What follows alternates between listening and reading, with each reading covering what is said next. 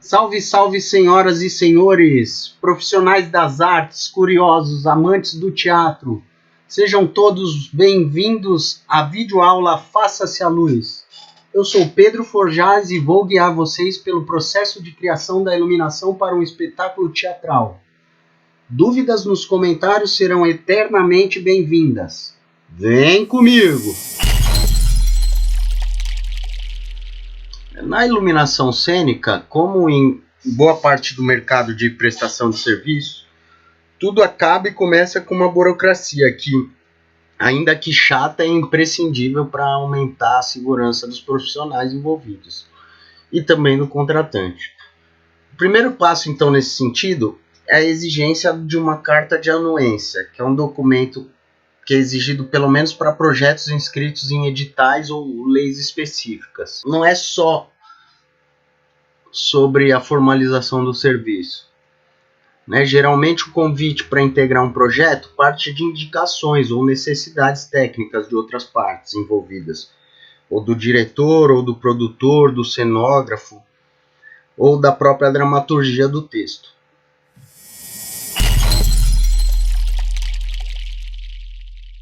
O passo seguinte na execução de um projeto de luz é a reunião inicial, em que serão apresentados os membros da ficha técnica, um cronograma preliminar de estreia e de montagem e o provável teatro em que será realizada a estreia do espetáculo. Nessa etapa é mais comum que a gente passe a conhecer mais a equipe criativa, criando vínculos profissionais que eles se estenderão e refletirão positivamente no resultado final. Quem é essa equipe criativa? É o cenógrafo que constrói todos os ambientes, todos os tecidos, que imagina todas as situações de cena. É o cenógrafo que propõe isso.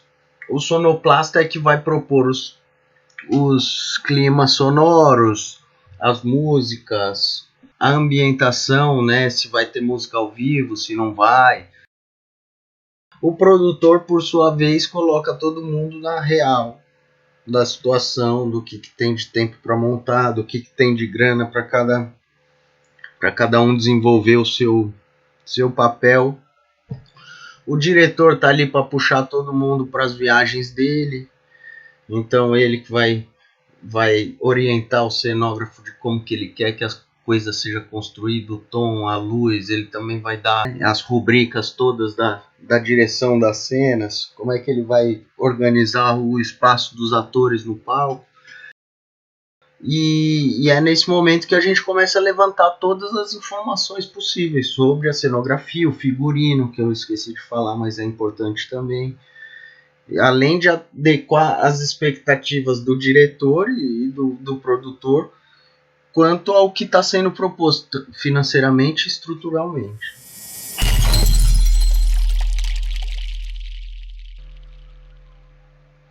Após a reunião inicial, começa o levantamento e a análise dos desenhos técnicos do espaço, dos equipamentos e das especificações. O que nós iluminadores chamamos de rider de luz trata-se de uma lista de todos os equipamentos, materiais e estruturas referentes à iluminação que um espaço cultural oferece e que um espetáculo exige. A primeira coisa é saber quantos refletores e de que tipo o teatro dispõe para montagem. Quantas varas preparadas para receber iluminação esse teatro tem? Como são as conexões usadas para ligar esses refletores, já que vários padrões podem ser usados para fabricar conectores? Também é importante saber quais são as estruturas em que se pode pendurar a luz, quantos circuitos, quantos watts suporta, qual a capacidade total de carga para que você não superestime tanto a lista de refletor como a quantidade de quilowatts que você vai poder utilizar ao mesmo tempo. Nesse documento é que você vai encontrar também qual é o console de iluminação que o teatro oferece. Outra documentação importante são os desenhos técnicos do teatro. Basicamente, são plantas baixas, vistas e cortes. São desenhos que hoje são elaborados em softwares específicos, em escala real, podendo ser visualizado e impresso em qualquer escala. E geralmente são criados antes da construção do teatro. Nas plantas baixas, você encontrará todas as medidas das paredes, dentro e fora do palco, as localizações das passarelas e nichos de iluminação frontal, a largura e profundidade das coxias, o comprimento e localização exata dessas varas. É como se você destampasse o teatro e estivesse vendo de helicóptero, de cima para baixo. As vistas podem ser frontais ou laterais. A vista que mais interessa em um projeto de luz é a vista frontal, como a de alguém que esteja na plateia. Então é como se você tivesse a visão da altura e da largura do ponto de vista frontal. Os cortes podem ser transversais ou longitudinais. São imaginários e permitem ver as estruturas internas do teatro. Pode representar o ponto de vista do bastidor, e assim você tem a dimensão da altura junto com a profundidade. E assim pode prever a configuração da montagem pelas proporções do desenho. Nesses documentos é que você vai encontrar também onde se localizam as varas de iluminação que você vai utilizar, as localizações dos circuitos onde você pode conectar os refletores que você vai montar, de acordo com o que desenhar no projeto.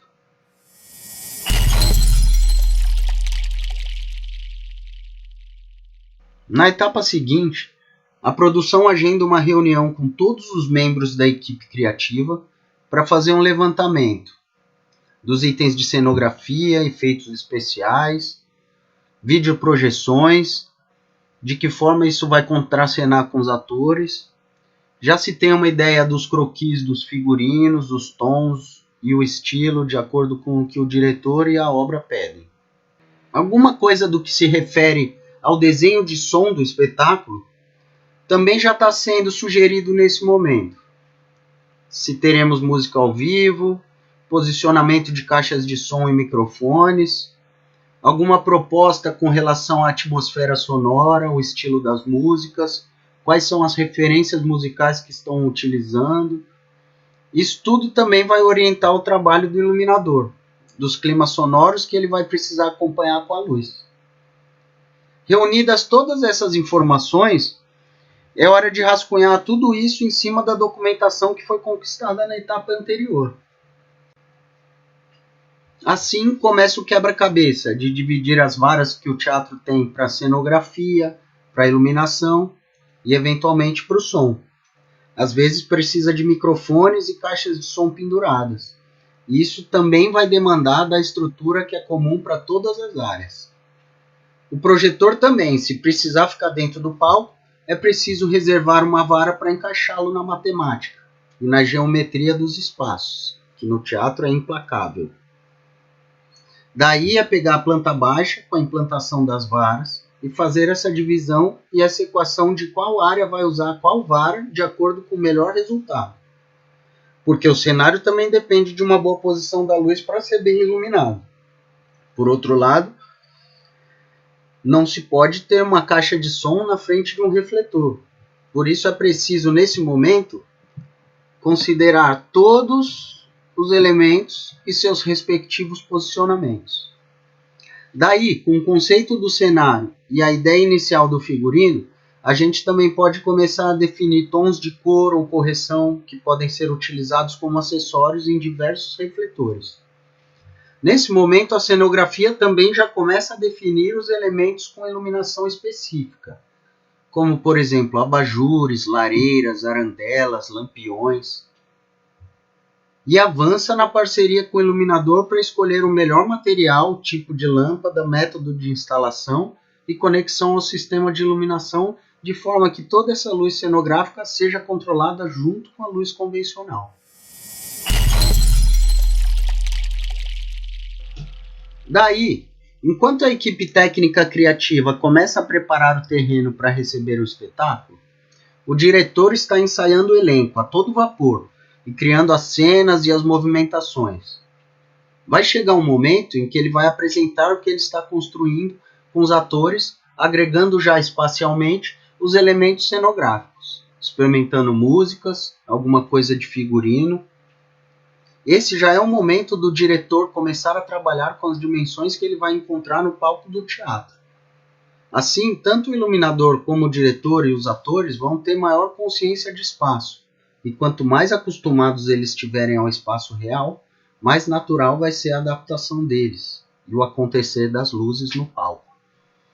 Enquanto o diretor está experimentando todas essas movimentações, ele também vai construindo as costuras e transições cênicas, que frequentemente vão demandar do cenário, do som, da luz e da videoprojeção, para que o resultado cênico tenha o efeito pretendido pelo diretor. Esse é um momento chave para o iluminador, conhecer todas as áreas de luz e os focos possíveis, os efeitos e climas sonoros, as movimentações e trocas de ambiente cenográfico.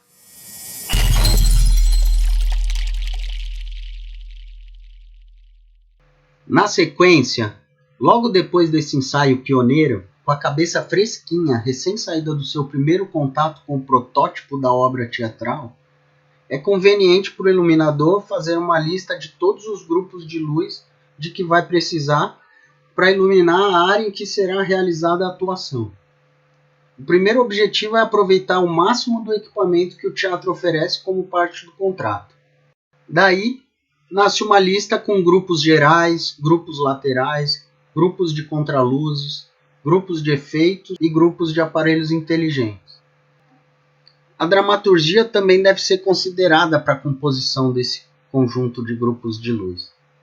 É válido ressaltar que na elaboração desses documentos, fatores técnicos como a altura do pé direito do teatro, da caixa cênica, e a distância entre as varas de luz e a área que se pretende iluminar deverão funcionar como pilares para a quantificação e especificação dos refletores e a elaboração do rider de iluminação do espetáculo, onde o iluminador deverá indicar, se houver necessidade, uma lista de equipamentos complementares aos que o teatro possui, com o objetivo de atender e viabilizar as sensações da direção do espetáculo.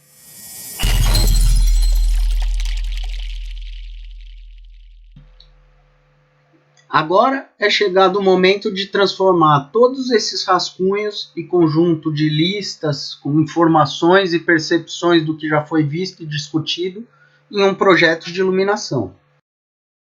O componente mais importante de um projeto de luz é a planta baixa, com a implantação de todas as informações referentes à iluminação. É evidente que quanto mais informações das outras áreas você tiver dentro desse projeto, isso também vai ajudar que se tenha uma compreensão maior sobre cada elemento desse projeto. Na planta baixa do seu projeto, deve existir uma legenda que indique e especifique cada elemento que você tem inserido naquela planta baixa vazia do teatro que você conseguiu na etapa de levantamento das informações técnicas. Na prática, é um trabalho que requer um conhecimento em software de desenho, existem por aí alguns gratuitos, uma livraria de símbolos, paciência e criatividade. Vistas e cortes também têm bastante utilidade para pré-visualização e definição de detalhes de acabamentos cenográficos e de iluminação. O memorial descritivo é um documento que explica o projeto, trabalha junto com ele, ou seja, a numeração que está atrelada aos símbolos que você inseriu na planta baixa, representando refletores, está explicada nesse memorial descritivo. Trata-se de uma planilha com basicamente 5 colunas e tantas linhas quantas forem necessárias para descrever o número de canais imaginado e desenhado pelo iluminador no projeto. A primeira coluna se refere ao número de canal que você atribuir àquele efeito de luz. Esse número tem que estar acompanhando o símbolo que você escolheu para representar aquele refletor no projeto. Na segunda coluna, nós vamos ter o espaço para preencher o circuito ou canal de dimmer em que esse refletor será conectado. Não é possível antecipar o preenchimento dessa coluna enquanto a montagem não for executada. A terceira coluna se refere à função que aquele refletor terá no projeto. Numa instalação residencial, poderíamos fazer uma analogia com a identificação dos disjuntores do quadro de luz. Por exemplo, iluminação cozinha. No teatro, poderia ser lateral músicos CTB esquerda 2. Na quarta coluna, deveremos especificar qual o tipo e quantidade de equipamento que estamos utilizando. Essa especificação é mais detalhada e complementar à descrição constante na legenda da planta baixa. Na quinta coluna, devem ser indicadas as referências e fabricantes dos filtros de cor ou outros acessórios e observações peculiares. Dentre os acessórios destacam-se as íris, que é como se fosse um obturador que permite abrir e fechar o foco de luz. Os burn doors, que são bandeiras usadas para tirar vazamento de luz, de fresnéis principalmente. E gobos, que são máscaras que você pode colocar encaixando em certos tipos de refletores para simular efeitos de luz e sombra ou projetar desenhos específicos e variados. O memorial utilizado no exemplo é um memorial simplificado. Algum com mais colunas e mais itens que expliquem ainda melhor o que está constando no projeto sempre agrega mais qualidade, além de aumentar a autonomia e a independência da equipe de execução. Durante o desenvolvimento de toda essa documentação, os ensaios ficam cada vez mais próximos ao que o diretor pretende e o iluminador, assim, consegue preparar um roteiro de programação de luz, que é um documento que tem numa primeira coluna o número do efeito, na segunda coluna a deixa e a ação, ou seja, o momento em que esse efeito de luz vai ter que ser executado durante o espetáculo, e na terceira coluna, anotações sobre a luz que vão se referir aos canais constantes no memorial descritivo e no projeto, com relação às suas porcentagens e, eventualmente, suas posições e cores.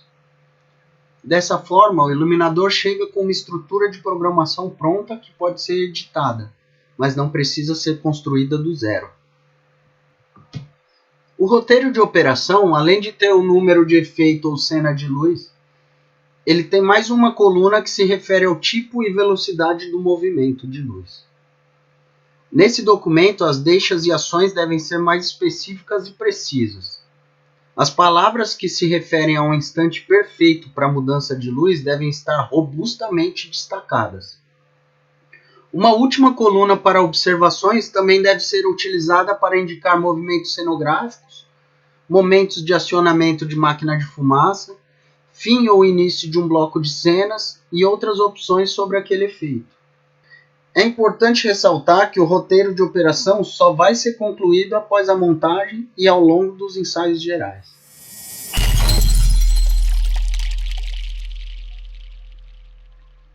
Uma vez que o projeto esteja definido, é provável que a produção já tenha uma previsão da quantidade de horas que as equipes vão ter para trabalhar na execução de cada projeto.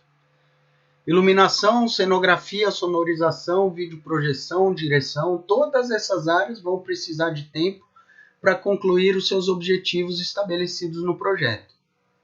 Então, de acordo com essas necessidades, o tempo vai ser dividido entre atividades simultâneas e atividades exclusivas. Em momentos de programação ou afinação de luz, é preciso que o palco esteja às escuras. Para passagem e equalização de som, é necessário silêncio. Quando alguma cenografia pesada estiver sendo pendurada, é obrigatório que o espaço abaixo da mesma esteja isolado, com os profissionais necessários trabalhando e só eles ali. O cronograma também deve considerar que, para a conclusão do trabalho de afinação de luz, é necessário que a cenografia esteja completa. Definido o cronograma e chegado o dia da montagem, é hora de colocar a mão na massa. E nessa primeira etapa da execução do projeto, é extremamente necessário que a organização seja a principal aliada do iluminador. Inicia-se a montagem preparando o equipamento, separando seus tipos e agrupando de acordo com seus locais de instalação definidos no projeto. Após a separação, é o momento de instalar os refletores e conectá-los ao sistema de energia e controle. Nesse momento, uma equipe especializada fixa as lâmpadas com garras, parafusos, algemas e realizam as passagens e interligações do cabeamento necessário.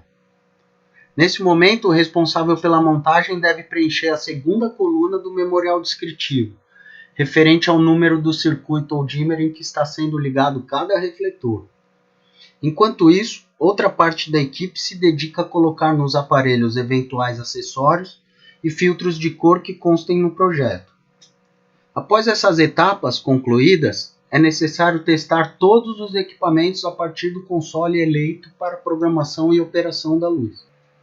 Durante esses testes, é provável que surjam problemas de mau contato ou mau funcionamento de algum equipamento. O melhor procedimento é que esse teste seja feito obedecendo a ordem numérica do memorial, podendo assim utilizá-lo como ferramenta para anotar o diagnóstico da montagem. Terminado o teste, a equipe se concentra na solução dos problemas detectados e posteriormente avança para a próxima etapa.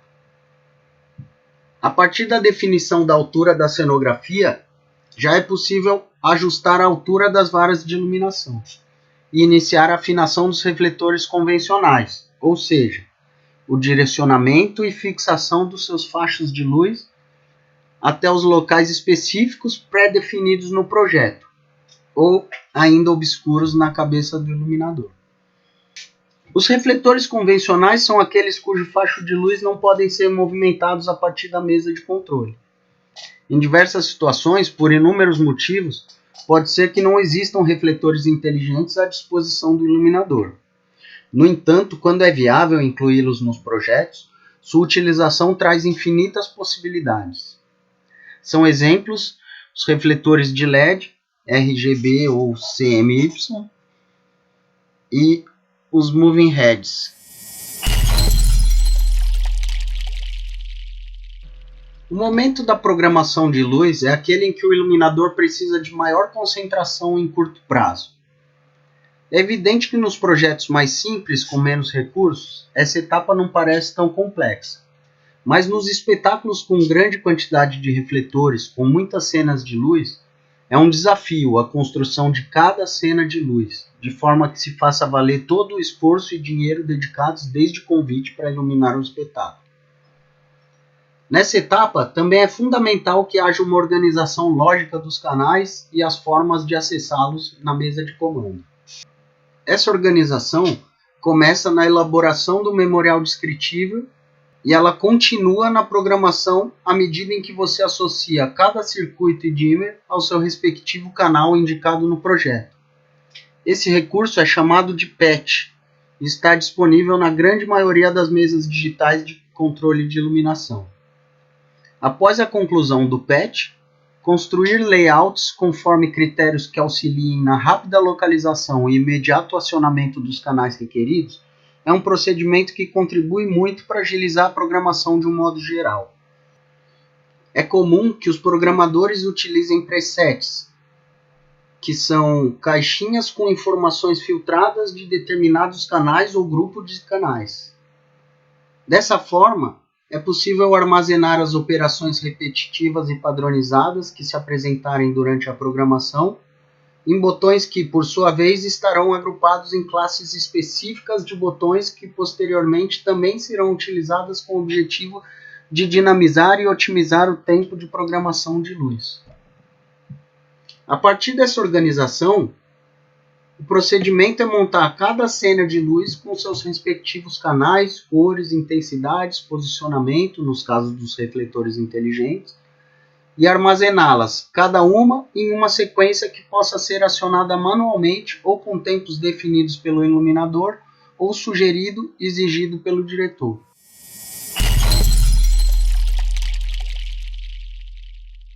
O que geralmente acontece é que, enquanto o iluminador está programando a luz de manhã, ensaios já estão acontecendo no palco à tarde. E essas são grandes oportunidades para o iluminador poder testar e ajustar a programação que ele às vezes só consegue fazer com o palco vazio, nos momentos de sossego. Durante os ensaios corridos, é preciso revisar ou confirmar as deixas de acordo com o que acontece na prática e conferir os tempos e as velocidades dos movimentos de luz de acordo com a dinâmica da cena. Os ensaios também possibilitam uma avaliação da direção que solicitará as modificações que se façam necessárias para que o resultado se aproxime ao máximo das suas expectativas e do escopo do projeto. Nesses ensaios, as provas de figurino já orientam o iluminador quanto às intensidades de luz e os tons escolhidos. É um momento crucial para se propor alguma troca de filtro e ajustar a temperatura das intensidades da luz de cada cena.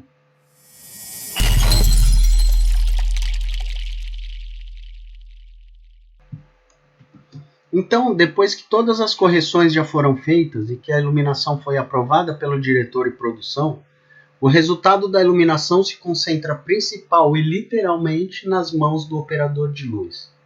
Esse profissional costuma se utilizar do máximo de recursos disponíveis do console de iluminação para que a dinâmica proposta pelo iluminador seja reproduzida com precisão e sensibilidade. Dentre esses recursos, podemos exemplificar alguns. Presets são aquelas caixinhas contendo informações filtradas de grupos de canais ou canais individuais. Inibitivos, que são faders associados a um grupo de canal que permite reduzir proporcionalmente sua intensidade sem afetar o restante dos canais que não estejam associados a esse inibitivo. Os crossfaders são duplas de potenciômetros utilizados para acionar sequências de cenas pré-programadas no console, de maneira que o operador tenha o controle individualizado tanto da entrada da próxima luz, como da saída da luz anterior. O submaster também pode ser utilizado para controlar grupos de luzes independentes das sequências pré-programadas. Tem inúmeras aplicações. Pode ser um reforço de luz frontal, acionado independente, uma luz de plateia, ou simplesmente um efeito de strobo, movimento de luz ou troca de cor. As cue lists é uma forma de organizar os blocos de cena. Elas podem ser separadas de modo que seja mais rápido encontrar uma cena específica durante o ensaio ou o espetáculo. É um recurso interessante à medida que facilita a identificação dos efeitos de luz. Por último, o Grandmaster, que é um potenciômetro que comanda proporcionalmente a intensidade de todos os refletores que estão ativos. É natural que se trabalhe sempre com o Grandmaster a 100%. No entanto, ele pode ser utilizado para simular quedas ou oscilações de luz, ou até eventualmente executar um blackout, trazendo sua intensidade para zero em algum caso de necessidade. Para exemplificar, aqui do lado esquerdo você tem a tela de um roteiro de operação com a deixa e informações sobre os efeitos de luz. Do outro lado, uma filmagem do respectivo momento que está sendo representado nesse roteiro. Dá para ter uma ideia da mágica acontecendo. Aos mais necessitados de outras regiões.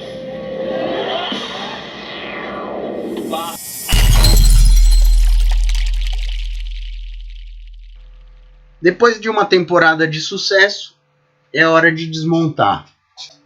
Desconectar e desinstalar todos os refletores, organizar, conferir, separar e embalar os refletores utilizados segundo seus tipos e segundo os padrões e procedimentos do teatro ou da empresa que forneceu os equipamentos. Antes de se despedir dos amigos, é preciso fazer um backup dos arquivos de gravação da mesa de luz para que se tenha um registro da programação para futuras remontagens. Terminada a desmontagem e a devolução do equipamento e do espaço em condições de atender a próxima produção, cabe ao iluminador e seu assistente revisar e atualizar toda a documentação antes de disponibilizá-la para a produção e direção do espetáculo.